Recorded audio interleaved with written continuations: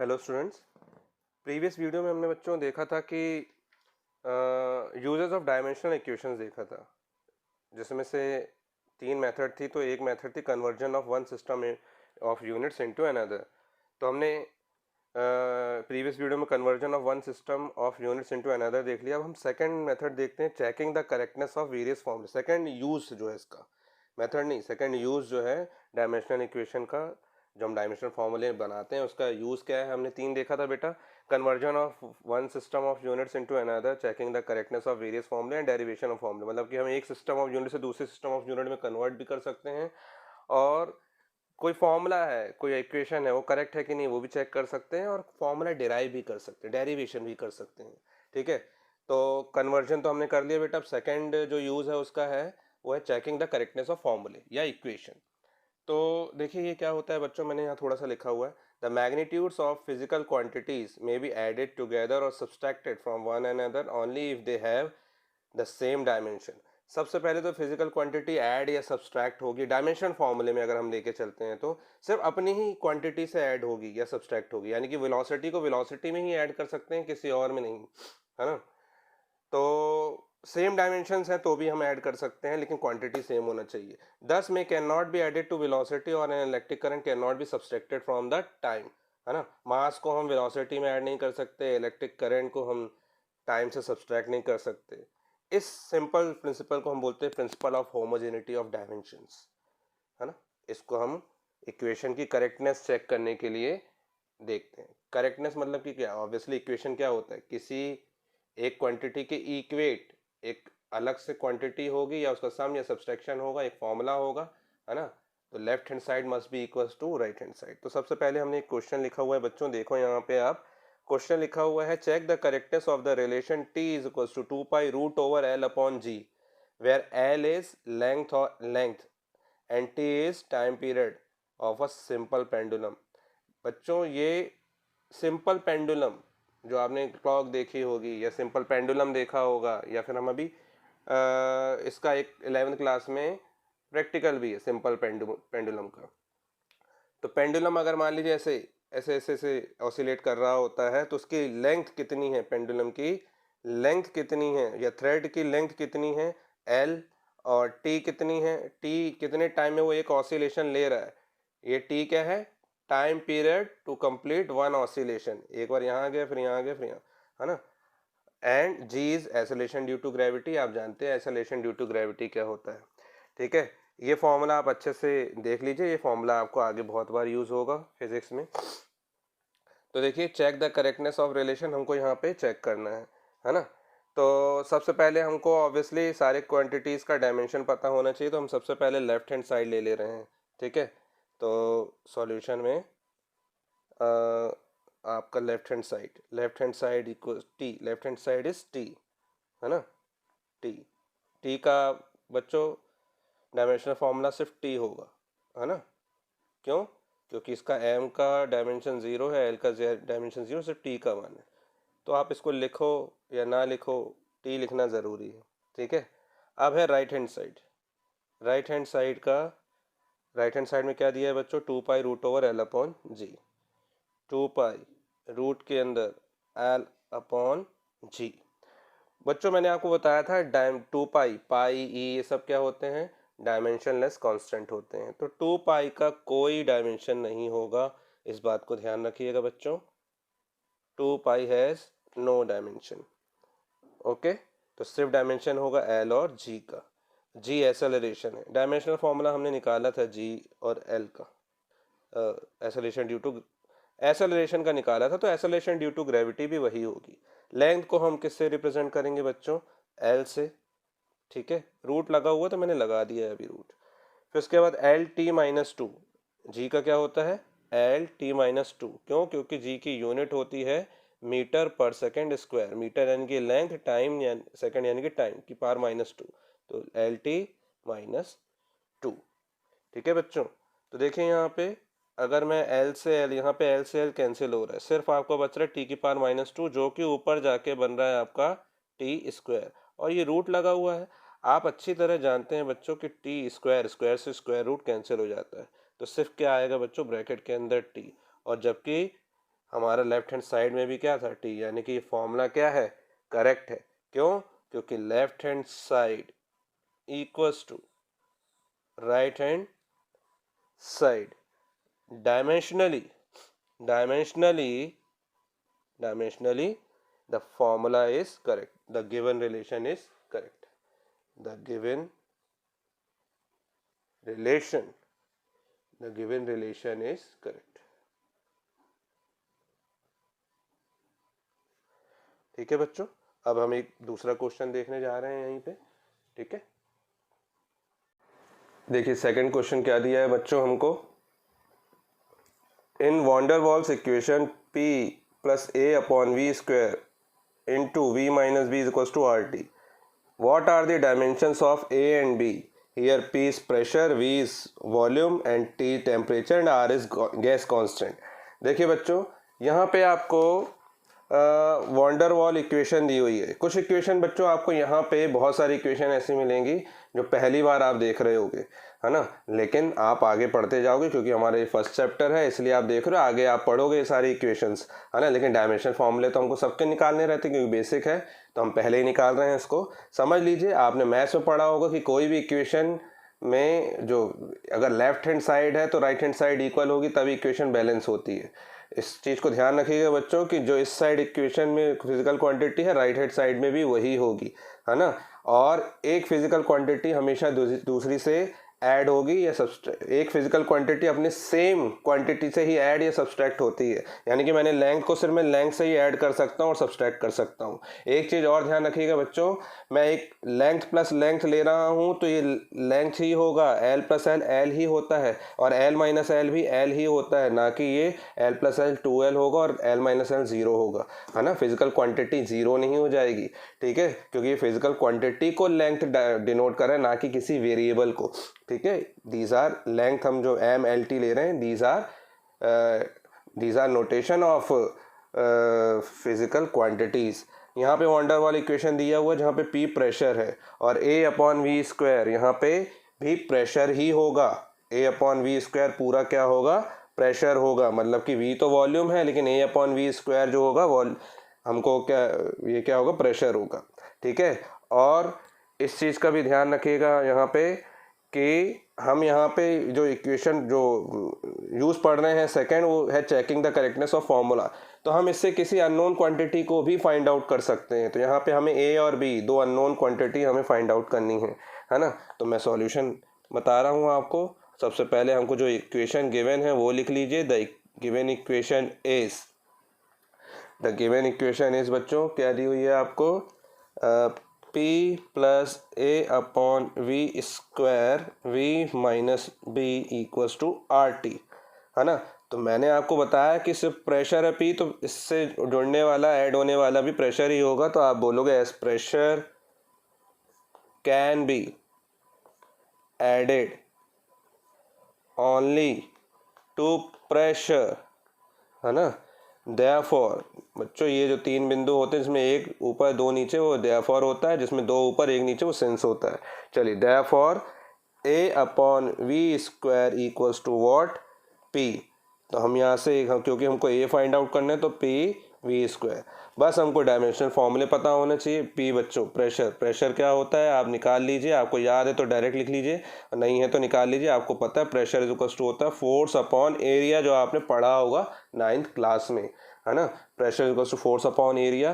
Force को भी break करके लिख सकते हो आप, क्या, मास इनटू एक्सेलरेशन। एक्सेलरेशन को फिर ब्रेक करके लिखोगे तो वेलोसिटी अपॉन टाइम, और वेलोसिटी को ब्रेक करके लिखोगे तो displacement upon time. Displacement length है, टाइम t आपका आ जाएगा। और डायरेक्ट याद है तो मुझे तो याद है MLT माइनस 2 होता है ना। ये मैंने पुटअप कर दिया, ठीक है। और आपको नहीं बनता है ये तो आप मेरा प्रीवियस वीडियो देखिएगा, उससे सीख लीजिएगा।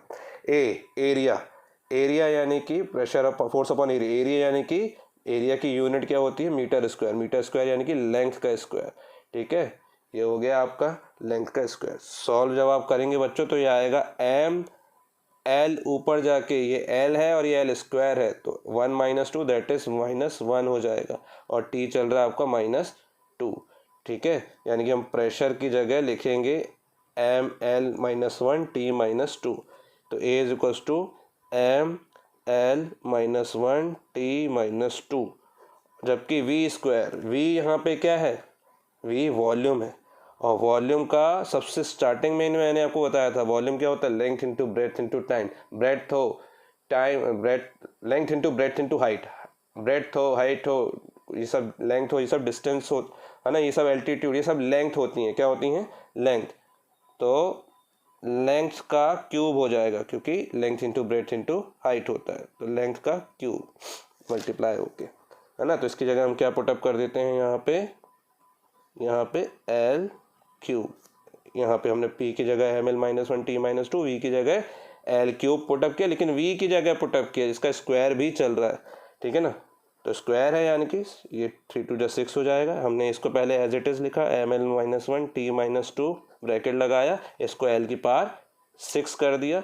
अब l यहाँ पे -1 है और यहाँ पे 6 है, तो इसका बेस सेम होने की वजह से ऐड हो जाएगा, ये क्या हो जाएगा, L6 - 1 L5 हो जाएगा, है ना। m जो था वो m वैसे ही चल रहा है, आपका m1 चल रहा है, L5 और T-2, है ना। तो आपको a की ये वैल्यू निकल आई, a का डायमेंशन हमको पता चल गया कितना है, m1 L5 T-2, है ना। ये हमने इसके डायमेंशन निकाल दी a के। अभी हमको क्या निकालना है, b का। तो क्योंकि यहाँ पे b जो है वो v से सब्सट्रैक्ट हो रहा है, और मैंने आपको बताया था कि सेम क्वांटिटी से ही सब्सट्रैक्ट होगा, यानी कि b भी वॉल्यूम ही होगा, है ना। तो आप यहाँ पे लिख देंगे कि volume v can only be subtracted from volume only, है ना। therefore b is वॉल्यूम, ठीक है। तो b वॉल्यूम है अगर मान लीजिए यहाँ पे, तो वॉल्यूम का तो सीधा सीधा L क्यूब होता है, अच्छे से लिख दोगे तो मास का यहाँ कोई डायमेंशन नहीं है, 0 डायमेंशन, लेंथ के 3 डायमेंशन और टाइम का भी कोई डायमेंशन नहीं है। तो यहाँ पे बच्चों a का डायमेंशन हो गया, b का डायमेंशन हो गया, जो आपको फाइंड आउट करना था। एक क्वेश्चन और देखते हैं। देखिए बच्चों, नेक्स्ट क्वेश्चन दिया है आपको, the escape velocity from the surface of the earth is given by v is equals to √2gm/r, where m is the mass and r is the radius of earth. Check the correctness of formula. हमको यहाँ पे फॉर्मूले की correctness check करनी है, यानी कि left hand side is equal to right hand side. तो देखिए बच्चों, ये पूरा मिला के भी वेलोसिटी आना चाहिए, क्योंकि ये वेलोसिटी है, इसका डायमेंशन भी वही आना चाहिए, है ना। लेकिन यहाँ पे अब ये आपने फॉर्मूला नहीं देखा, ये आप ग्रेविटेशन वाले चैप्टर में आपके फिजिक्स के देखेंगे, ठीक है। एस्केप वेलोसिटी का फॉर्मूला है, अर्थ से कोई भी सैटेलाइट या कोई भी ऑब्जेक्ट जब एस्केप आउट हो जाता है, कितनी वेलोसिटी दें जो एस्केप आउट हो जाएगा, उसका फॉर्मूला है। तो देखिए यहाँ पे सबसे पहले तो आपको लेफ्ट हैंड साइड हम ले लेते हैं। लेफ्ट हैंड साइड बच्चों गिवन है हमको वेलोसिटी, स्मॉल v से इसलिए डिनोट कर रहे हैं क्योंकि कैपिटल V से हमने वॉल्यूम को डिनोट किया था। तो यहाँ पे इस वेलोसिटी का फॉर्मूला आप जानते हैं, वेलोसिटी की यूनिट होती है मीटर पर सेकेंड, और मीटर यूनिट लेंथ की होती है, और सेकेंड स्क्वायर टाइम की होती है ना। तो मास का तो कोई डायमेंशन नहीं होता वेलोसिटी में, लेंथ का 1 होता है, और t की टाइम का जो होता है -2। तो ये तो हो गया। अब राइट हैंड साइड लेके चलते हैं। राइट हैंड साइड है बच्चों आपका √2gm, रूट के अंदर 2gm/r। बच्चों यहाँ पे g क्या है, यहाँ पे जो g है वो है ग्रेविटेशनल कांस्टेंट, अगर आपने पढ़ा हो, है ना। ग्रेविटेशनल कांस्टेंट जिसकी वैल्यू होती थी 6.67 × 10⁻⁻11 न्यूटन मीटर स्क्वायर पर किलोग्राम स्क्वायर, यूनिट है ना इसकी, यानी कि ये डायमेंशन होंगे, इसमें डायमेंशन होंगे, यानी कि ये कांस्टेंट है सबसे पहले तो वैल्यू, तो उसको हम बोलेंगे डायमेंशनल कांस्टेंट, जो कि हमने प्रीवियस वीडियो में देखा था। डायमेंशनल कांस्टेंट है यानी कि डायमेंशन है इस पे, तो न्यूटन मीटर स्क्वायर यानी कि न्यूटन किसकी यूनिट है बच्चों, न्यूटन यूनिट है फोर्स की, और फोर्स का डायमेंशनल फॉर्मूला होता है m1 L1T-2, और मीटर स्क्वायर यानी कि लेंथ का डायमेंशन, तो लेंथ का formula, dimension formula L² upon kilogram square यानी कि मास का स्क्वायर। सॉल्व करोगे बच्चों यहाँ पे तो ये हो जाएगा m, ये 1 है, यहाँ 2 है, ऊपर जाके -1 हो गया ये, क्योंकि 1 - 2 -1 होता है। L 1 है और यहाँ L 2 है यानी कि L 3 हो गया, और t की पावर -2 एज इट इज। ठीक है। अब R एक ग्रेविटेशनल कांस्टेंट, सॉरी यहाँ पे R is radius of earth है, R is radius of earth. तो R रेडियस है, और रेडियस क्या होती है, एक लेंथ होती है, तो रेडियस का क्या हो जाएगा, L बस हो जाएगा। ठीक है। और M यानी कि मास, तो M सिंपल मास, तो वो तो फिर मास ही होगा, है ना। तो हम इस इक्वेशन 1 दे देते हैं, इसको इक्वेशन 2 दे देते हैं। तो ऑन पुटिंग, है ना, अबव वैल्यूज इन इक्वेशन 2 पे वैल्यू पुटअप करने जा रहे हैं हम। देखिए बच्चों, इक्वेशन 2 कहाँ पे है, ये है right hand side, equals to √2gm। 2 बच्चों यहाँ पे कांस्टेंट है, जो कि डायमेंशन लेस कांस्टेंट होता है, पढ़ा है ना हमने। तो यहाँ पे डायमेंशन लेस, कोई डायमेंशन नहीं होगा, डायमेंशन लेस कांस्टेंट, तो इसलिए हम उसको नहीं कंसीडर करते हैं। यहाँ पे सिर्फ जी की जगह क्या लिखेंगे, m -1 L 3 t -2 अपॉन में सॉरी, जी के साथ m भी है तो m भी लगा दीजिए, यहाँ पे m भी लगा दिया, रूट को आगे बढ़ा दिया। अपॉन में क्या चल रहा है बच्चों, r, और r क्या है, लेंथ। सॉल्व करते हैं इसको। सॉल्व करेंगे तो बच्चों रूट के अंदर क्या आ जाएगा, रूट के अंदर आ जाएगा m -1 और m, तो बच्चों -1 और इसकी पावर 1 है, तो m की पावर कितनी हो गई, 0। L³ और यहाँ पे L यानी कि L की पावर 1, ऊपर जाके -1, तो L3 - 1 L कितना हो जाएगा बच्चों, L², है ना, L²। ठीक है। उसके बाद ये देख लेते हैं t, तो L² t की पावर कितना हो गया, -2, है ना, t की पावर कितना हो गया, -2। तो ये हो गया बच्चों आपका, इसको हम ऐसे लिख सकते हैं, m नहीं भी लिखोगे तो चल जाएगा, हम इसको ऐसे लिख सकते हैं, यहाँ पे इक्वल टू करके लिख देता हूँ, आपको दिखाई नहीं दे रहा होगा तो, LT -1 की होल पावर 2, और रूट लगा हुआ है तो रूट से रूट कैंसिल होके LT -1, जो कि किसका होता है, मीटर पर सेकेंड वेलोसिटी का होता है। बच्चों मैंने यहाँ गलत लिख दिया था, वेलोसिटी क्या होता है, वेलोसिटी की यूनिट होती है मीटर पर सेकेंड, तो मीटर पर सेकेंड यानी कि LT -1। ठीक है, सॉरी, LT -1।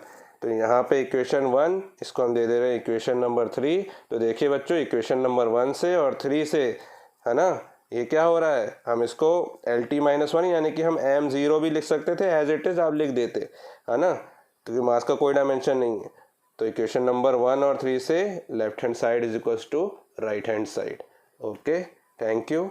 अभी इसके बाद हम जो नेक्स्ट वीडियो में इसका तीसरा यूज देखेंगे डायमेंशनल इक्वेशन का, जो कि क्या होगा, डेरिवेशन ऑफ फॉर्मूला, है ना, हम फॉर्मूला डिराइव करेंगे अब इससे। ओके, आज के लिए इतना ही, थैंक यू।